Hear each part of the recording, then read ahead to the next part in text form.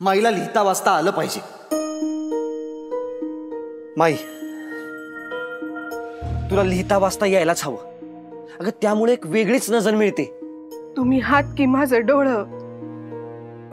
अगं तसं नाही, पण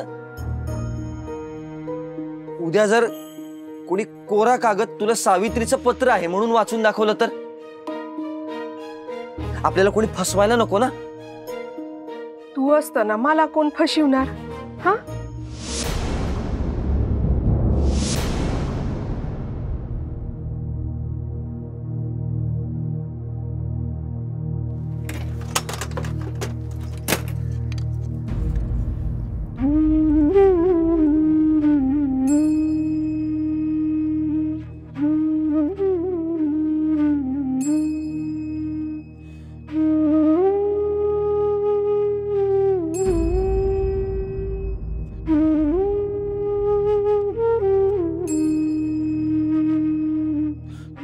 काय करतोय?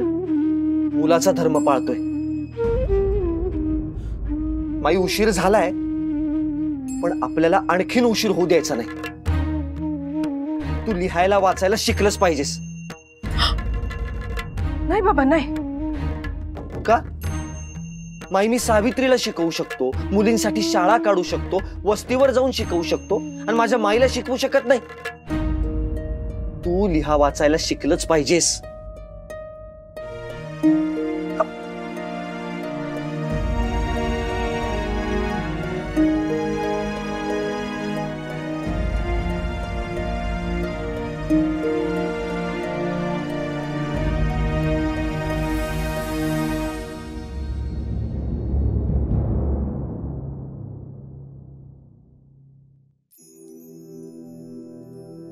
सावी, अगं रडत का आहेस?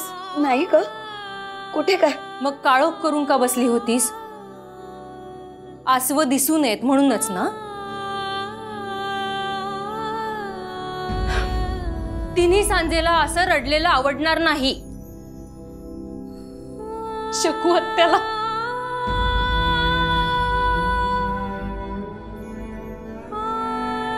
सावी, काय झालं ते मला नाही का सांगणार?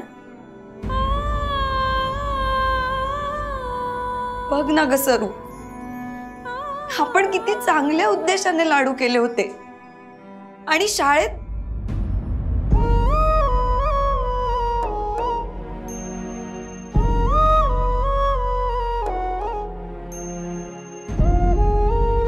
घ्या ना. सावी, तुला संत एकनाथ महाराजांची गोष्ट माहितीये का? ऐक. एकदा एक माणूस संत एकनाथ महाराजांच्या अंगावर वारंवार थुंकत होता आणि ते मात्र न चिडता वारंवार आंघोळ करत होते. शेवटी तो माणूस कंटाळला आणि त्याने संत एकनाथ महाराजांना विचारलं, काय हो, मी इतक्यांदा तुमच्यावर थुंकलो, तुम्हाला माझा थोडाही राग नाही आला? त्यावर संत एकनाथ महाराज म्हणाले, तू फक्त तुझा धर्म निभावलास आणि मी माझा. दुसऱ्यांवर थुंकणं हा तुझा धर्म, स्नान करणं हा माझा, दुसऱ्याला त्रास देणं हा तुझा धर्म, सहनशीलता हा माझा. अखेरीस त्या माणसाला पश्चाताप झाला आणि त्याने संत माणसाची माफी मागितली. अगं सरू, खरंच ग, शाळेत मला कोणीही कितीही त्रास दिला तरी मला माझा प्रयत्न चालूच ठेवायला हवा. पहिल्याच प्रयत्नात यश येईलच असं नाही, पण यश येणारच नाही असं तर नाही ना? बघ आता कशी छान दिसते आहेस. मरगळलेलं फूल ताजं टवटवीत दिसावं ना, अगदी तशी.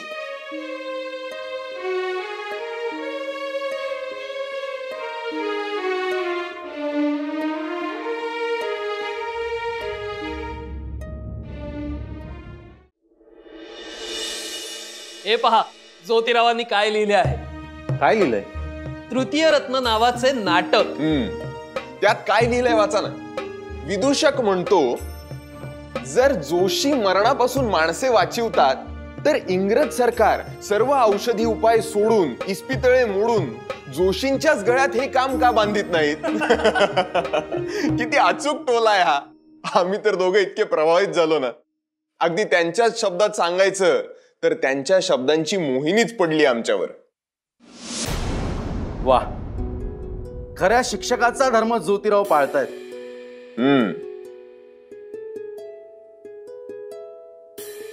तृतीय रत्न म्हणजे काय ठाऊक आहे तुम्हाला? हो, म्हणजे समुद्र मंथनाच्या वेळी काही रत्ने मिळाली. त्यातील तिसरे रत्न म्हणजे ज्ञान. आणि ज्ञानावरच ज्योतिरावांनी नाटक लिहावं हा तर चमत्कारच आहे. आणि तो आपल्या समोर घडतोय हे तर आपलं भाग्य आहे. खरे, शिक्षण म्हणजे ज्योतिरावांचा श्वास आहे. त्या पलीकडे त्यांना दुसरे काही सुचतच नाही. ते तर आहेच, पण चमत्कार मी त्या अर्थाने बोललो नाही. माझ्या माहितीप्रमाणे ज्योतिराव हिंदुस्थानातले आणि मराठीतले पहिले स्वतंत्र नाटककार आहेत असं म्हणायला हवं. नाही, पण संस्कृत मध्ये पण नाटकं लिहिली आहेत आणि मराठीत सुद्धा प्रयत्न चालू आहेत. मूळ फरक लक्षात घ्या. ती नाटके महाभारत, रामायण, पुराण यातील प्रसंगावर आधारित होती. ज्योतिरावांनी समाजाचा आरसा दाखवणारं स्वतंत्र लेखन केलंय. आजची परिस्थिती मांडलीय. वाह, हे तर खूपच मोठं योगदान म्हणावं लागेल. मी काय म्हणतो, आपण हे नाटक दक्षिणा प्राइज कमिटीकडून छापून घेऊया. त्यांच्या योगदानाचा हा उचित गौरव असेल. सखार, फारच उत्तम कल्पना आहे ही. मलाही फार आवडली. नाही काय, ही वही जर ज्योतिरावांकडेच राहिली तर त्यातून फार काही घडणार नाही. पण हे छापून जर 10 लोकांपर्यंत पोहोचले तर त्यातून आणखीन बरेच काही सफल होईल. अगदी बरोबर. आपण अवश्य हे दक्षिणा प्राइज कमिटी पुढे ठेवू.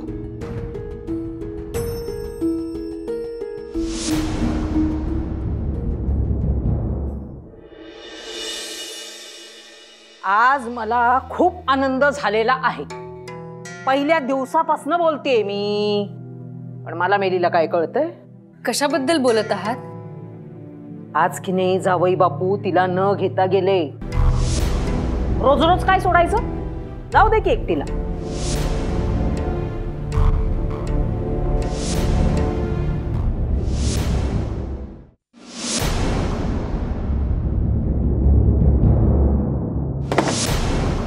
मी येते सर. अहो, काय झालं? तुम्ही असे का आलात? अगं, आधी पाणी पुढे करावं, आणते मी. अहो, काय झालंय सांगाल का? धर्मांतराची चळवळ इथेच जोर धरू लागली. त्यामुळे इथले सनातनी लोक अजून पेटून उठले आहेत. त्यातच कचेरीतील एक जोशी म्हणून आहेत, ब्राह्मण असून ख्रिश्चन झाल्याने प्रकरण अजून चिघळले आहे. लोक कचेरीसमोर आंदोलन करतायत. त्यातच एक मोर्चा कचेरीकडे जाताना पाहिला आणि अर्ध्या वाटेतून परत फिरलो. घ्या पाणी घ्या. सावी, मी काय म्हणते, बाहेर वातावरण काही बरं दिसत नाही. तू आज शाळेत नाही गेली तर नाही का ग चालणार? हो,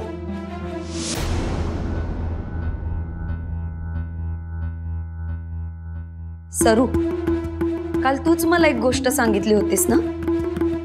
संत एकनाथांची. होय. त्यातल्या थुंकणाऱ्या माणसाचा धर्म थुंकणं हा होता. बंड करणाऱ्या लोकांचा धर्म बंड करणं. मग बंड करणाऱ्यांना त्यांचा धर्म पाळू दे आणि शाळेत जाऊन मी माझा धर्म पाळीन. तू काय समजतेस काय ग स्वतःला? आ? घरातला करता पुरुष घरात परत आला आणि तू बाहेर जाण्याच्या गोष्टी करतेस? होय, कारण शिकणं आणि शिकवणं हेच माझं ध्येय आहे.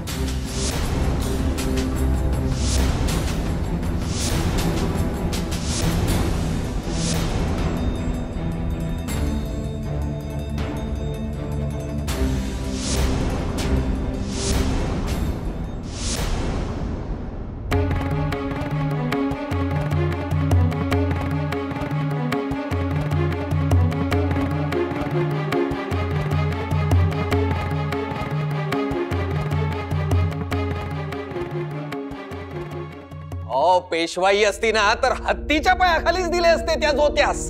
पूर्वी नुसते वाड्यासमोरून जायचे ना तरी लोकांना कापरे भरायचे, भीती वाटायची. पण आता ती भीतीच राहिली नाही. जाऊ दे हो. आता उसासे टाकण्यात काय अर्थ आहे? जो काळ सरला तो सरला.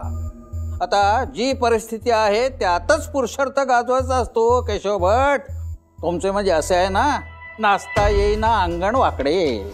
हो, म्हणजे आता हे सगळे तुमच्याकडून शिकण्याचेच वय आहे आमचे.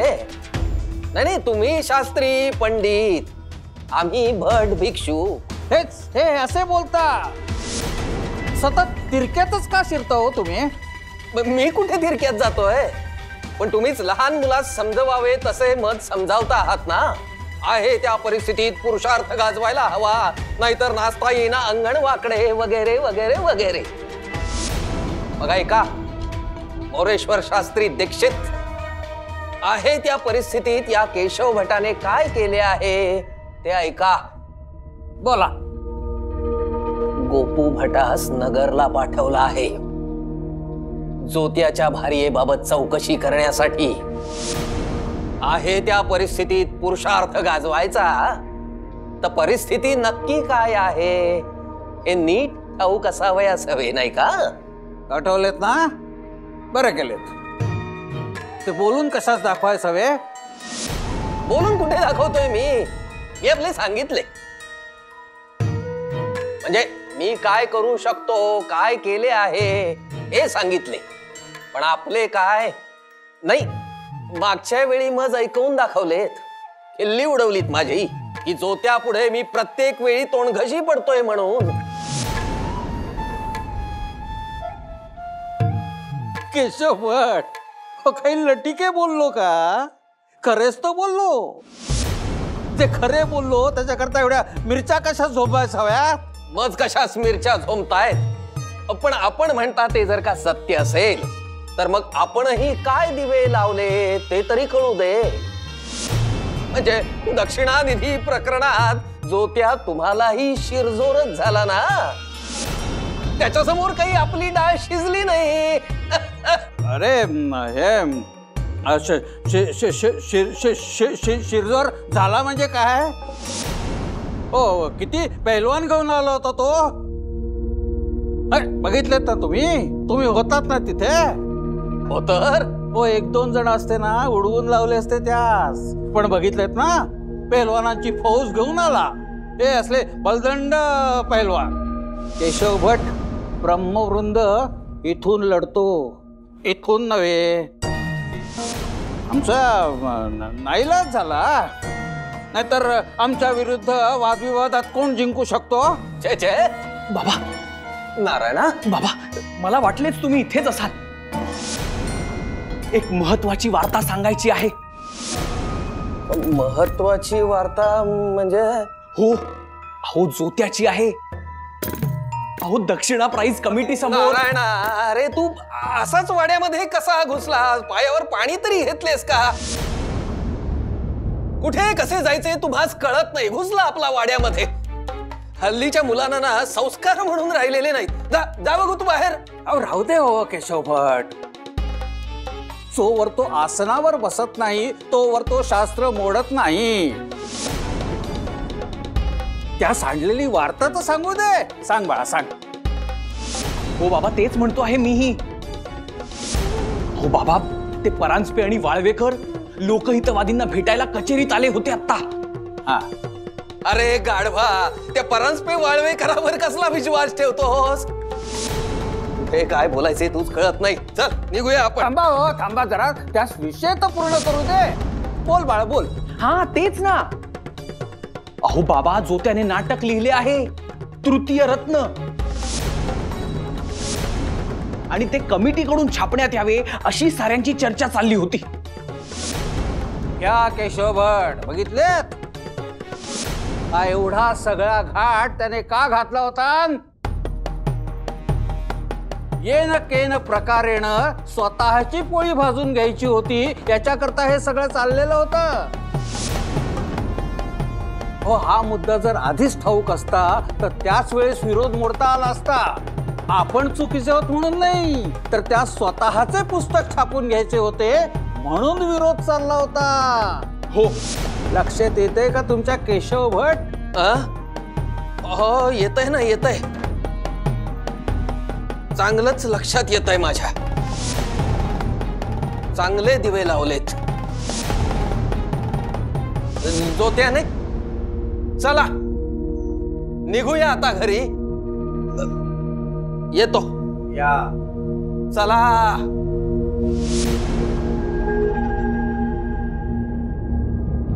ज्योतिराव, सखाने अत्यंत उत्तम कल्पना मांडलेली आहे आणि ती लोकहितवादींना सुद्धा प्रचंड आवडली. पण कल्पना काय आहे? तृतीय रत्न छापायचं. काय? हो, अहो इथेच मेजावर राहिले तर त्याचा उपयोग काय? त्यामुळे आम्ही ती वही दक्षिणा प्राइज कमिटी पुढे मांडणार आहोत. नाही नाही नाही. अहो, लोकहितवादी सुद्धा म्हणालेत मराठीतला पहिला स्वतंत्र नाटककार म्हणून तुमचा गौरव हा व्हायलाच पाहिजे. आमच्या मित्राचा कला क्षेत्रातला हा नवा चमत्कार लोकांपर्यंत पोहोचायलाच हवा. अगदी बरोबर. जरा थांबा, माझं ऐकून घ्या. म्हणजे ती वही तुम्ही घेऊन गेला होतात? हो, आम्ही घेऊन गेलो होतो. अहो, एक पान ऐकून समाधान झाले नाही. आम्हाला ते पूर्ण वाचायचे होते आणि आम्ही वाचले. आम्हाला सुद्धा काही हक्क आहेत की नाही? समानता समानता ती काय फक्त समाजासाठी आहे, आमच्यासाठी नाही. जशी शाळा आम्ही आमची समजतो, जसा दक्षिणा निधीचा संघर्ष तुम्ही आपला समजता आणि त्याकरता खंबीरपणे उभे राहता, मग आम्ही नाटक वाचू शकत नाही? काय गुन्हा आहे त्यात? हो हो हो हो, मला सर्व मान्य आहे. तुमचा अधिकार आहे, हक्क आहे, तुम्ही ते वाचा. त्याबद्दल माझं काहीच म्हणणं नाही. पण ते नाटक पुस्तक रूपात छापलं जावं आणि त्याकरता ते दक्षिणा प्राइज कमिटी समोर ठेवण्यात यावं असं मात्र मला चुकूनही वाटलं नव्हतं. अहो ज्योतिराव, नाटक आहे ते 10 लोकांपर्यंत पोहोचलं नाही तर त्याला काय अर्थ? म्हणून तर सखा ते नाटक आहे. नाटक या कलेद्वारे आपण शेकडो हजारो लोकांपर्यंत पोहोचू शकतो. मग नाटक पुस्तक रूपात बंदिस्त कशाला करायचं? ते सादर व्हायला हवं. नाही, मला दोन्ही पर्याय मान्य आहे. म्हणजे ते सादर व्हावेच, पण ते पुस्तक स्वरूपात सुद्धा यावे. काय आहे, आज तुम्ही ते सादर करा, पण भविष्यात समाजासाठी ते उपयोगी पडेल पुस्तक रूपात आल्यावरच. अगदी परखड आणि सत्य बोललास मोरोबा. ज्योतिराव, आपण दोन्ही पद्धतीने करूया. ठीक आहे, जशी तुमची इच्छा. इच्छा नाही, हट्ट आहे आमचा. अहो, नाराज नका होऊ ज्योतिराव, पण लोकहितवादीने एक वाक्य म्हटले, ते फार महत्वाचे होते. ज्योतिरावांनी शिक्षकी धर्माला जागून हे नाटक लिहिलेले आहे. नाही, धर्म नावाची जर काही गोष्ट असेलच तर मी हे नाटक माणुसकीच्या धर्माला जागून लिहिलेलं आहे.